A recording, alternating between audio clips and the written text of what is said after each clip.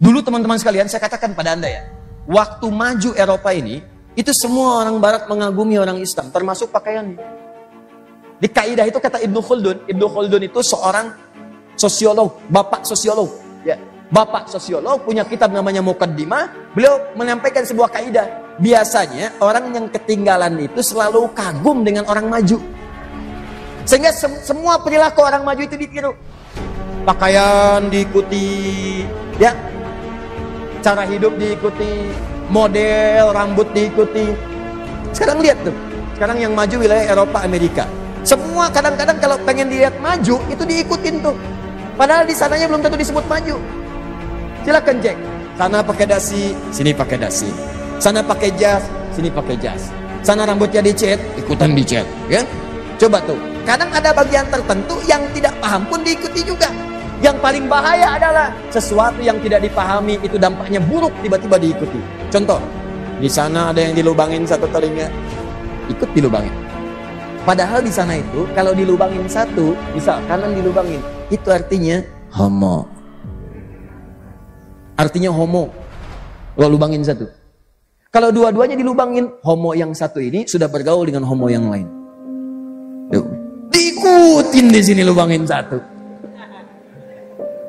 Ini yang paling bahaya. Makanya Nabi jauh-jauh hari bikin ketentuan.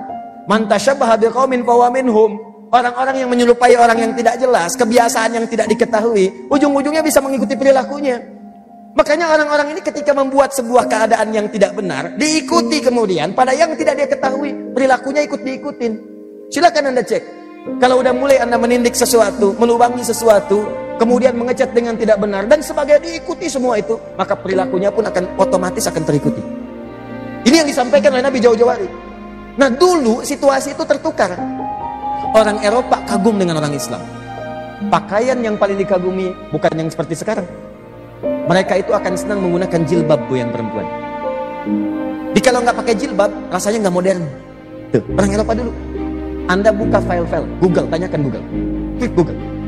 Tampilkan gambar misalnya. Ya, Ratu Eropa di zaman-zaman masa abad 19. Muncul gambarnya. Anda lihat yang di Polandia, Anda lihat bahkan yang di Inggris, ya keturunan Elizabeth yang sebelumnya tuh, sebelumnya, Anda silahkan cek, pakai kerudung. Kalau nggak percaya silahkan, tuh sampai jatuh kaget. Ya, pakai jubah, dikagum. Kalau nggak pakai jubah itu nggak modern. Kalau nggak pakai gamis nggak modern.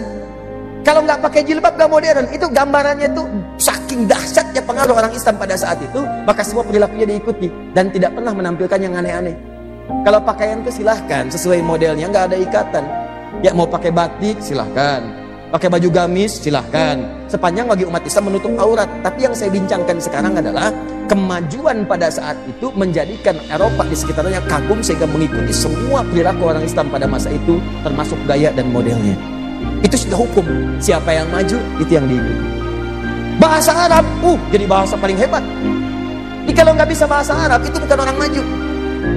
Hai, how are you? Orang terbelakang. Kaifa haluk? Itu maju. Dulu begitu. Jadi kalau good morning, bosan. Assalamualaikum, maju nih, maju. Jadi semua kalimat-kalimat pada saat itu diikutin, bahasa Arab diikutin, terjemahan dianggap orang yang bersentuhan dengan ini maju. Itu sudah kaidah. Sama sekarang juga begitu. Begitu yang majunya Eropa, bahasa Inggris yang dipakai, kan sekarang kalau nggak ke Inggris-Inggrisan kayaknya nggak maju. Bahkan yang paling aneh, kalau pakai bahasa Inggris harganya ikut naik. Orange juice 20.000, es jeruk 5.000. Pesen jus alpukat berapa? 7.000. Avocado 30.000. Tuh. Jeruk nipis peras berapa? 2.500. Jennifer 25.000. Jennifer jeruk nipis peras. Wah. Kalau pakai es, lop es. Ini dulu begitu tuh. Nah, sampai tidak sadar umat Islam itu sudah naik maju. Nah, ini hukum kedua kata Ibnu Khaldun. Kalau orang sudah kebanyakan maju tapi meninggalkan aspek spiritualitasnya, maka dia tidak punya kontrol, nggak ada rem dalam dirinya. Maka yang terjadi nafsu semakin kuat. Kan rumus di Quran itu cuma dua, ada takwa, ada nafsu. Quran surah 91 ayat 7 sampai 10. Ya, wa nafsi wa ma sawwaha fa alhamaha fujuraha wa. Di kita itu ada fujur, ada takwa. Fujur nama lain nafsu. Jadi kalau takwanya naik, nafsu ditekan. Nafsunya naik, takwa ditekan. Takwa itu jiwa kebaikan. Jujur ada di takwa, adil ada di takwa, perhatian ada di takwa, ketaatan ada di takwa. Makanya ini selalu memberikan bisikan kebaikan pada kita. Kalau nggak percaya silahkan. Antum saat azan berkumandang, jiwa ini akan berkata, cepat sudah azan. Bahkan kalau dorongannya kuat, sebelum azan udah bisikin, sebentar lagi azan. Sebentar lagi azan. Sama, dia pun mencegah kemungkaran. Jadi begitu dikerjakan kemungkaran, ya akan tersirat misalnya, ini akan protes. Antum keluar dari sini, tiba-tiba terfikir misalnya untuk ganti sendal. Ya, cuman di depan masjid ganti sendalnya. Ya, mana sendal saya ya? Mana sendal saya ya? Gitu kan? Oh ini dia. Padahal ke masjid gak pakai sendal misalkan. Nah, begitu akan dipakai, maka hati kecil dari takwa itu akan berkata, itu bukan punya kamu. Jangan. Begitu kamu gunakan, bagaimana kalau diwafatkan oleh Allah? Wafat dalam keadaan sedang menggunakan sendal orang lain, itu maksiat.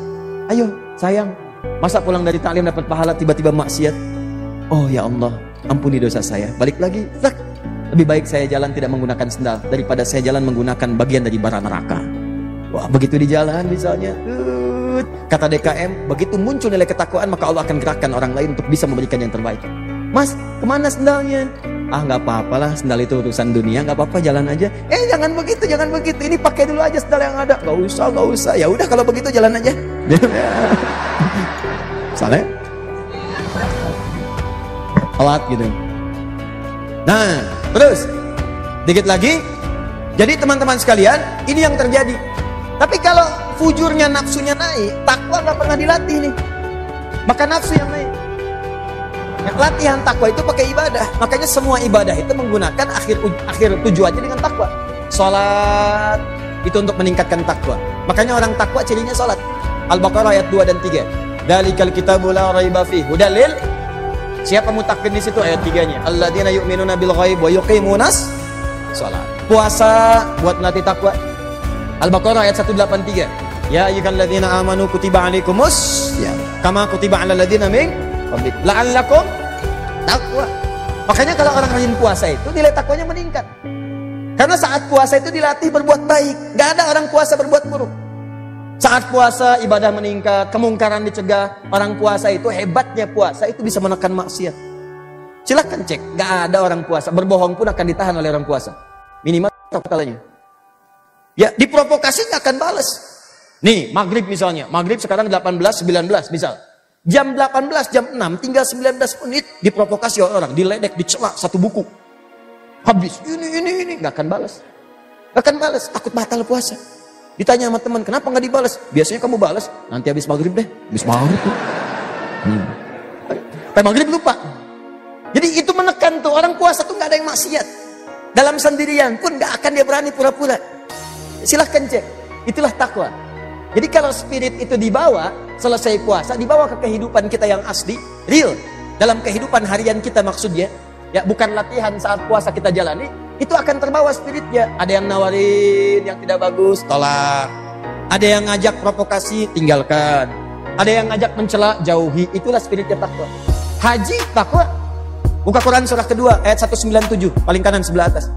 Al-hajju asyhurum ma'lumat. فَمَنْ فَرَضَ فِيهِنَّ الْحَجَّ فَلَا رَفَثَ وَلَا فُسُوقَ وَلَا جِدَالَ فِي الْحَجِّ وَمَا تَفْعَلُوا مِنْ خَيْرٍ يَعْلَمْهُ اللَّهُ وَتَزَوَّدُوا فَإِنَّ خَيْرَ الزَّادِ التَّقْوَى.